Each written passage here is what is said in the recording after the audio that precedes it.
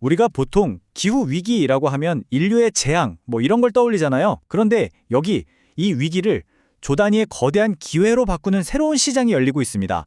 바로 기후 적응 시장인데요. 왜 월가의 그 똑똑한 돈들이 지금 이 시장으로 몰려들고 있는지 오늘 한번 제대로 파헤쳐 보겠습니다. 234조 원, 이 숫자가 뭘 의미할까요?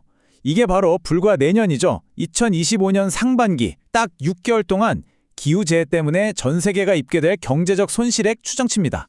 와, 이건 먼 미래의 경고가 아니에요. 우리 지갑에서 실제로 빠져나갈 돈이라는 뜻입니다.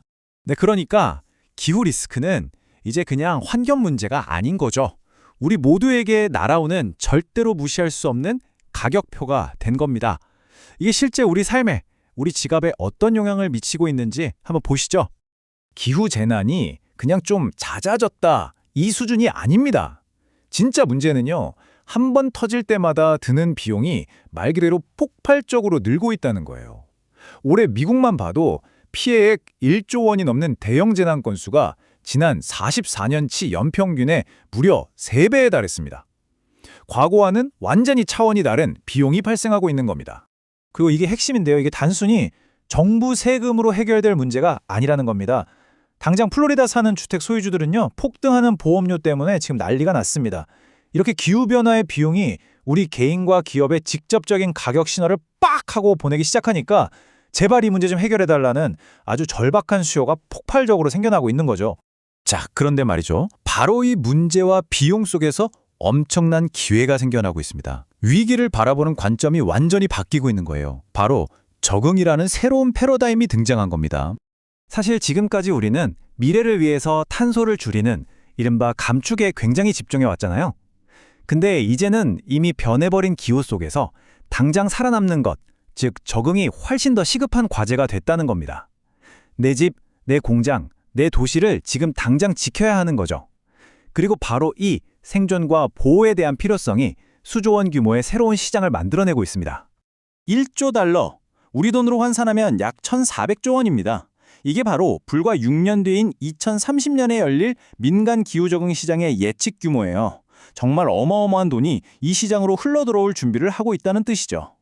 그럼 이 시장이 도대체 뭐냐? 좀 막연하게 들릴 수 있죠? 근데 맥킨지 보고서를 보면 아주 구체적입니다. 예를 들어 에너지 저장 장치로 전력망을 더 튼튼하게 만들거나 정밀농업 소프트웨어로 가뭄에 대비하고 더 정확한 기상 예측 플랫폼으로 재난을 미리 막는 기술들, 이런 것들이 전부 다 여기에 포함됩니다. 추상적인 개념이 아니라 아주 구체적인 기술과 서비스 시장인 셈입니다. 하지만 투자자들 입장에서는 한 가지 아주 근본적인 딜레마가 있습니다. 바로 나쁜 일이 일어나지 않도록 막는 걸로 어떻게 돈을 벌 수 있을까 하는 점이죠. 자, 여러분이 투자자라고 한번 생각해 보세요. 내 투자 덕분에 대형 산불이 나는 걸 막았어요. 이건 정말 좋은 일이죠. 그런데 그 나지 않은 산불에 대한 투자 수익률, 이걸 어떻게 계산해야 할까요? 바로 이 증명의 문제가 그동안 민간 자본이 이 거대한 시장 앞에서 망설였던 가장 큰 이유였습니다. 이 어려운 문제에 대한 해답이 바로 회피된 손실이라는 개념입니다.